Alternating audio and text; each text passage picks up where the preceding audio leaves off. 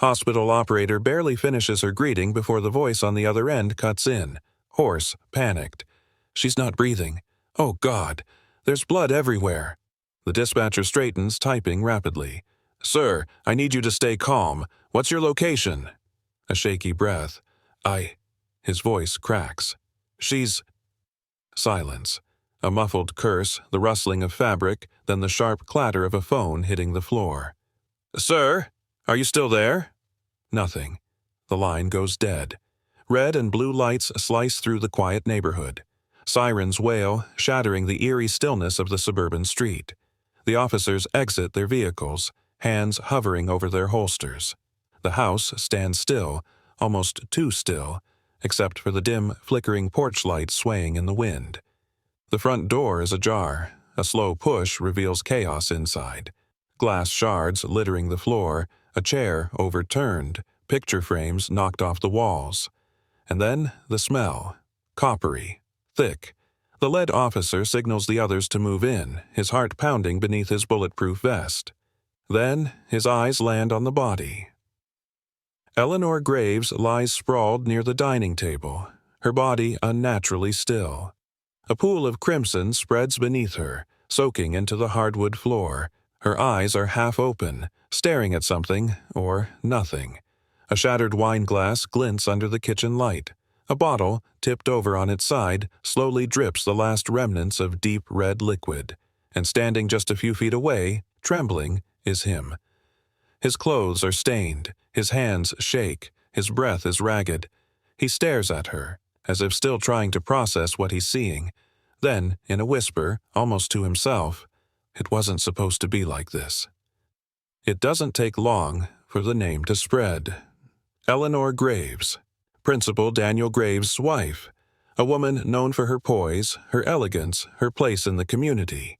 Now, she's nothing but a body on the floor. But the real shock? The man they find standing over her, Oliver Langston, an English teacher, respected, professional, not the type to be involved in anything scandalous. But now, the town isn't so sure. What was a high school teacher doing alone in the principal's home? With his wife? And why is she dead? The whispers start. The speculation grows. At the station, Oliver sits across from two detectives, his hands cuffed to the table. His fingers twitch against the cold metal. He can barely meet their eyes. "Tell us what happened, Oliver," the first detective says, voice firm. Oliver swallows hard. His mouth opens, then closes again. His gaze flickers to the one-way mirror, as if someone else might be watching. "Was it a break-in?" the second detective presses. "A robbery?" A long, shaky exhale. Oliver's voice is barely above a whisper. "I knew something about her. Something dark." A chill slithers down the detective's spine. This wasn't just a murder. This was a secret someone wanted buried. Oliver Langston had built a new life, one that didn't require late nights chasing leads or exposing people who held the power to ruin him. He had traded the rush of investigative journalism for a quiet teaching position at Ridgeway High, hoping that time would fade his past failures. He avoided the limelight, stayed away from school politics, and kept interactions polite but distant. His days were structured. Lesson plans, essays to grade, and a coffee in hand at the same corner desk in the teacher's lounge. Predictable. Safe. But loneliness had a way of creeping in through the cracks. And then Eleanor Graves walked in, shattering his quiet existence with just a look. She was the kind of woman people admired. Poised, graceful, the embodiment of elegance. Principal Graves' wife, a fixture at charity events and PTA meetings, always smiling in photos beside her husband. But behind closed doors, Eleanor was suffocating. Her marriage was a carefully curated illusion, a performance where she played the role of a devoted wife under Daniel's controlling hand. He dictated what she wore, how she spoke, who she spent time with. A life of rules. A life where love had long been replaced by obligation. And then there was Oliver. A man who wasn't part of her world but who, for some reason, saw through her perfect facade. He listened, really listened, in a way Daniel never had. She told herself it was just a harmless friendship. That was the first lie. To the town, Daniel Graves was a leader, a respectable principal who shaped young minds and stood as a pillar of integrity. To his staff, he was a force to be feared, his presence enough to silence a room. His temper, though rarely seen in public, had a way of simmering beneath his composed exterior, like a pot waiting to boil over. And to Eleanor, he was her warden. His control was absolute, and she had learned, long ago, that resistance came with consequences. Daniel didn't just demand loyalty, he enforced it. Eleanor knew too much about him, his backroom deals, his buried scandals, and that made leaving impossible. Because Daniel Graves didn't just destroy his enemies, he erased them. It started with simple conversations. Eleanor lingered in Oliver's classroom after school, their words casual at first. Books, literature, students. But then, late one evening, the conversation drifted into something deeper. She spoke of her marriage, of the weight pressing down on her, and Oliver listened. Really listened. For the first time in years, she felt seen. One night, as she turned to leave, his fingers brushed against hers, just for a second. Not enough to be a mistake, just enough to change everything. Neither spoke about it the next day, but they both knew. The line had been crossed. They met in secret, stolen moments in dimly lit rooms, hushed voices behind closed doors. What began as comfort turned into something far more dangerous. A touch became a kiss. A kiss became something neither of them could take back. Eleanor had spent years locked in a life she no longer wanted, and now she could taste freedom. But freedom came at a price. "If I leave him," she whispered one night, wrapped in Oliver's arms, "he will destroy me." Oliver pressed a kiss to her temple. "Then we won't let him." They thought they could plan their way out, but Daniel Graves had always been one step ahead. Eleanor's breaking point. A truth too dangerous to ignore. Eleanor's hands trembled as she clasped Oliver's. Her breath was unsteady, her voice barely above a whisper. "This isn't just about me being unhappy," she said. "Daniel, he's done things, Oliver. He's stolen, blackmailed, and worse." Oliver's jaw tightened. "Worse?" She swallowed hard. "If I speak up, I won't live to see the next day." A shiver ran down Oliver's spine. This wasn't paranoia. It was fear. Raw, real, suffocating. He had heard whispers before, teachers too afraid to challenge Daniel, staff members who left without warning. But this was something else. "How many people know?" he asked. Eleanor shook her head. "Not enough." Daniel wasn't just controlling, he was dangerous. The kind of man who didn't just ruin careers, he erased people. Eleanor clutched his hand tighter. "We have to get out. Together." Oliver hesitated. This was more than an affair now. This was life or death. "I swear," he whispered. "We'll figure this out." But outside, parked beneath the dim glow of a streetlight, a car sat motionless. Watching. They were already too late. Eleanor's escape plan. The beginning of the end. "We need proof," Eleanor said, voice urgent. "Bank records, emails, everything." Oliver nodded, though a weight settled in his chest. "And then what?" "We take it to the police," she answered. "We expose him." It sounded simple, but nothing with Daniel ever was. That night, Oliver noticed a black SUV parked across from his house. It wasn't a neighbor's. It didn't belong there. He tried to brush it off. Just a coincidence. Until the next morning, when it was still there. Until he stepped outside, and it pulled away. Slowly. Deliberately. A warning. His phone vibrated. A known number.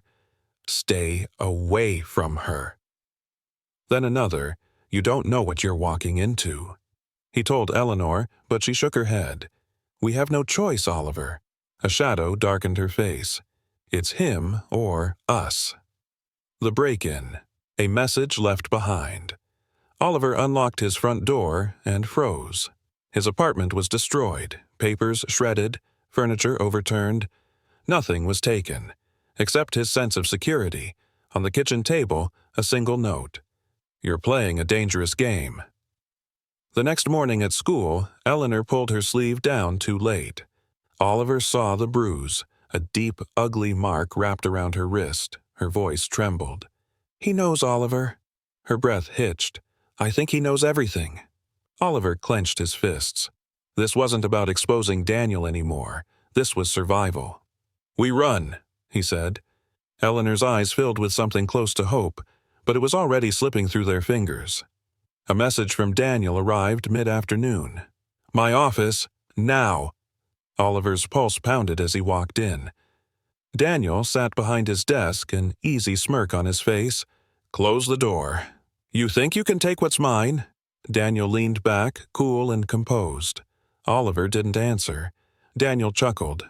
"I'll make this simple." He slid a folded paper across the desk. "Quit. Leave town. Forget Eleanor exists." Oliver's stomach twisted. Daniel's voice lowered. "Do you think she'll survive without me?" Oliver's hands clenched. "And if I don't?" Daniel's smirk disappeared. His eyes darkened. "Then you suffer the consequences." The final decision. Gathering proof.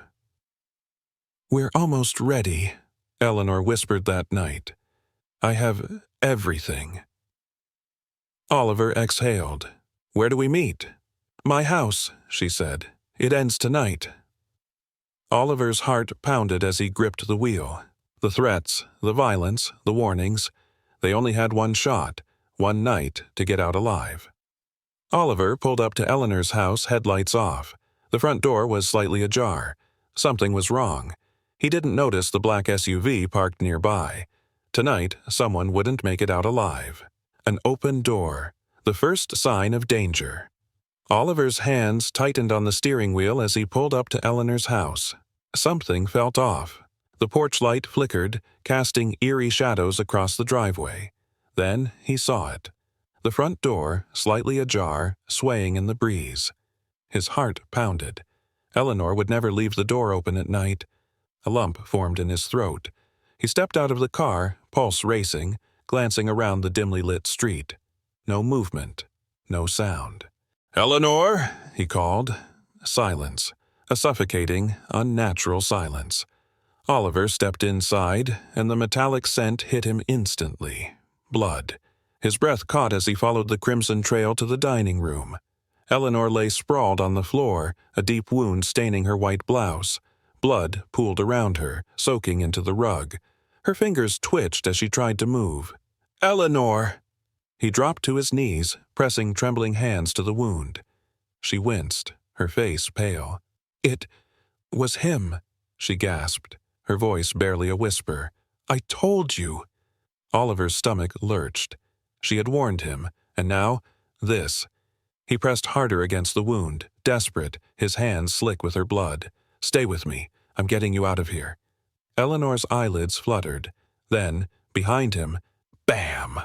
The front door slammed shut. The sound echoed through the house like a gunshot. Oliver's blood turned to ice. Footsteps, slow, measured, moved toward him. His body tensed as he turned, his breath ragged. He wasn't alone. And Eleanor, she wasn't going to make it. Cold, calculated entrance. A figure emerged from the darkness. Daniel. Blood smeared his hands, dark against his white shirt. His tie hung loose, his posture relaxed, as if this were just another evening. "You didn't actually think she'd leave me, did you?" His voice was calm, controlled. The knife in his hand gleamed under the kitchen light. Oliver's hands clenched into fists. "You son of a—" Daniel tisked, stepping closer. "I warned you, but you didn't listen." Oliver's gaze flicked to Eleanor. Her breaths were slowing. He was running out of time. Daniel circled him like a predator. "Eleanor was always mine," he mused. "She just needed a reminder." Oliver's rage boiled over. "You did this to her." Daniel chuckled. "Of course I did. And you? You walked right into it."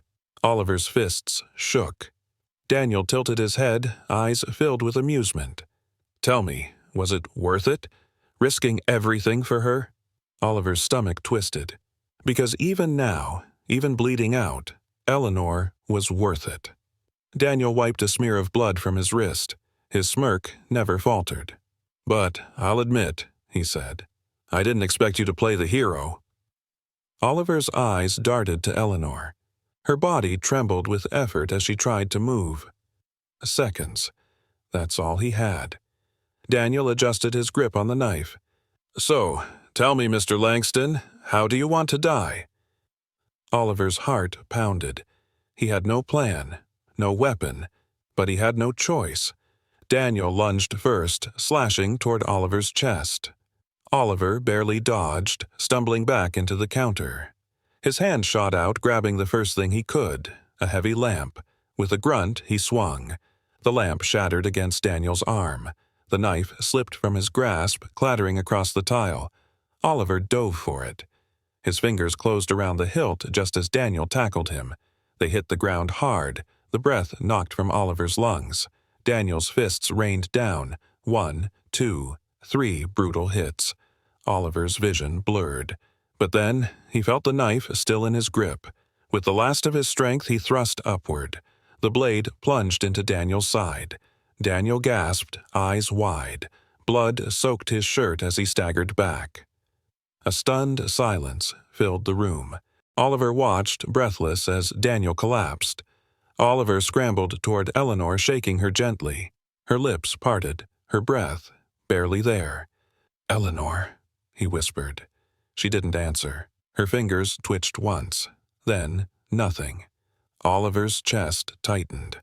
A scream built in his throat, but it wouldn't come out. His shaking hands grabbed his phone, 911. The operator answered. "What's your emergency?" Oliver's voice broke. "I need help. They're both gone." The phone slipped from his grasp, and for the first time in his life, Oliver Langston had nothing left to fight for. Oliver in handcuffs, a suspect, not a survivor. The flashing red and blue lights painted the walls of Eleanor's home in frantic strokes. The distant wail of sirens had faded, replaced by the steady crackle of police radios and hurried footsteps. Oliver knelt beside Eleanor's lifeless body, his hands stained with her blood. His breath came in uneven gasps. "I didn't have a choice," he whispered, barely audible over the commotion. His fingers trembled as he reached for her once more, but a harsh voice cut through the haze. "Hands where I can see them." Officer Dawson's tone was firm, unwavering. Several others raised their weapons. Oliver blinked, as if registering the scene for the first time. The knife discarded on the floor. Daniel's motionless body slumped nearby. Blood soaked his own shirt. He looked like a man guilty of unspeakable things. "You have the right to remain silent." The words blurred as cold metal cuffs locked around his wrists. By sunrise, the news had spread through town like wildfire. 2 dead, 1 in custody. Eleanor Graves, the principal's wife, found murdered in her home. Her alleged lover, Oliver Langston, arrested at the scene. At the coffee shops and diners, whispers turned into theories. He saved himself from a murderer, some argued. Daniel was a monster. Eleanor wanted out. Others scoffed. "Come on. A teacher and the principal's wife? He wanted her. He snapped. Classic crime of passion."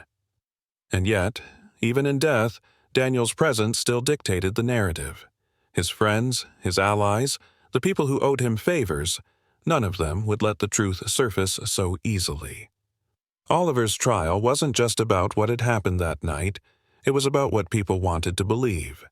Daniel's associates painted a picture of a desperate, obsessive teacher who fixated on Eleanor. They paraded old emails, texts taken out of context, messages that, twisted the right way, turned Oliver into a man who couldn't handle rejection. The prosecution's strategy was clear. Oliver Langston was not a victim. He was an opportunist, an obsessed man who crossed a line. Evidence of Daniel's past, a history of manipulation, financial crimes, allegations of coercion, was dismissed as irrelevant. A man's mistakes, the prosecution argued, do not justify murder. Oliver sat in the defendant's chair, numb. They weren't just putting him on trial, they were erasing Daniel's sins. Jason Graves, Eleanor's brother, had been silent for too long. As he took the witness stand, he scanned the faces in the courtroom. The jury, the judge, the people who had known Daniel, worked with him, admired him. He inhaled sharply. "My sister was trying to escape," he said, voice steady, "and Oliver tried to help her." The defense laid out the evidence. Bank records, payments to silence victims, deleted emails resurfaced from Daniel's laptop. Jason provided personal accounts detailing the control Daniel had over Eleanor's life. "I begged her to leave before, but she was afraid, and now she's dead." Some jurors leaned forward. Others remained stone-faced. Jason could see it.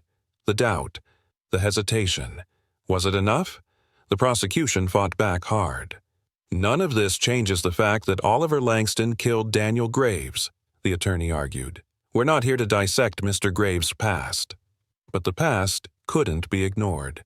A series of emails revealed Daniel had been involved with other women, teachers, even students. Bank statements confirmed payments to hush accusations before they became legal cases. Whispers of missing persons resurfaced.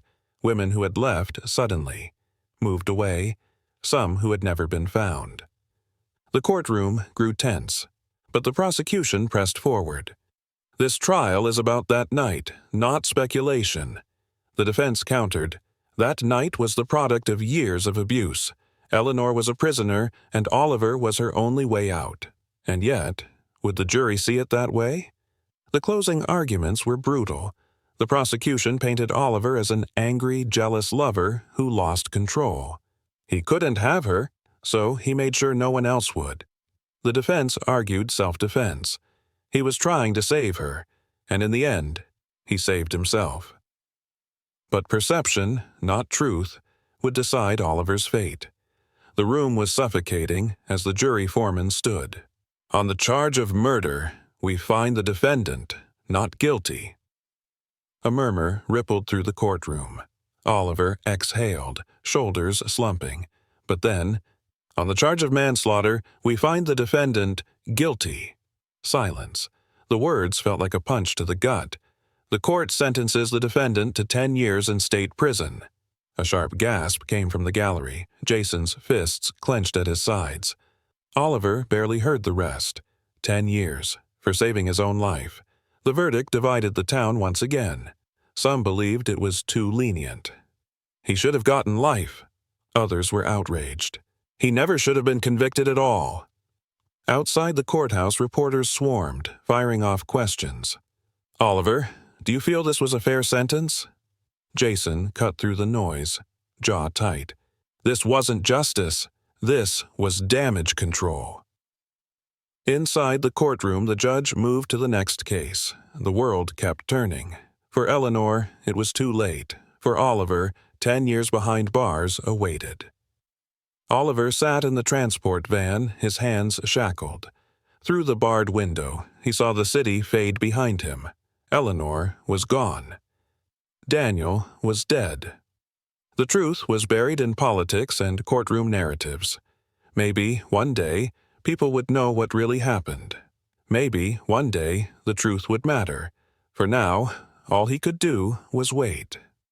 The memorial for Daniel Graves was a spectacle of polished grief. People stood in the town square, dressed in black, murmuring rehearsed condolences. His colleagues praised his vision for education. Parents clutched their children's hands and spoke of his dedication to shaping young minds.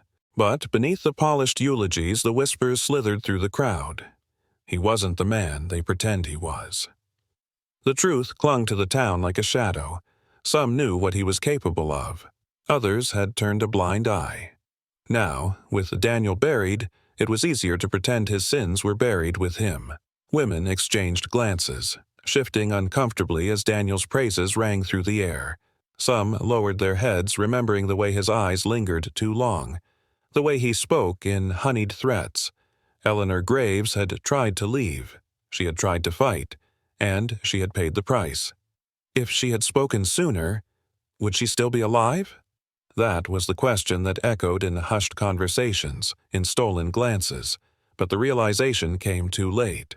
The women who once envied Eleanor's life now saw it for what it was, a gilded cage with no escape. A week after the trial, Eleanor's name faded from the headlines. The town moved forward, brushing the scandal under the rug, pretending it was just another tragedy, another chapter closed. But some people never forgot. Jason Graves carried his sister's photo in his pocket, a constant reminder of how the system had failed her, how the people who could have helped had looked the other way. Some betrayals didn't die with the people who committed them. They lingered, festering, waiting to destroy again. And some secrets stayed buried, no matter how much truth tried to claw its way to the surface. Oliver lay on his cot, staring at the cracked ceiling above him. The walls pressed in, suffocating.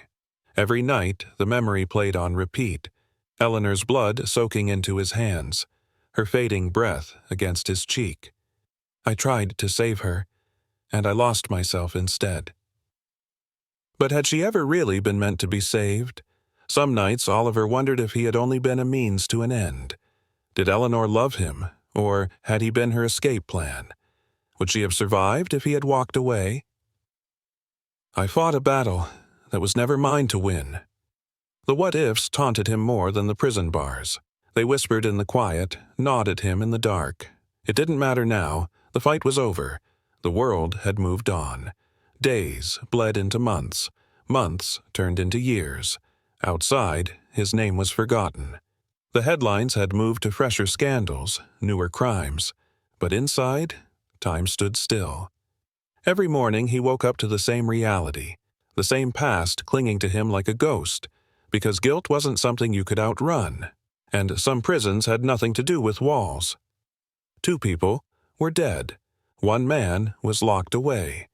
Reputations lay in ruins.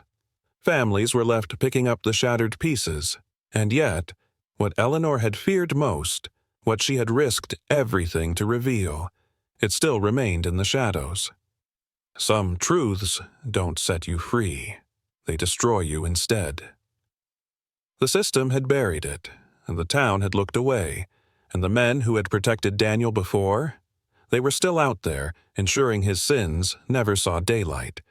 If Eleanor had stayed, would she have survived? If Oliver had walked away, would he still have his life? The questions hung in the air, unanswered, like ghosts with unfinished business. Because in the end, some secrets were never meant to be uncovered. And the cost of revealing them? Everything.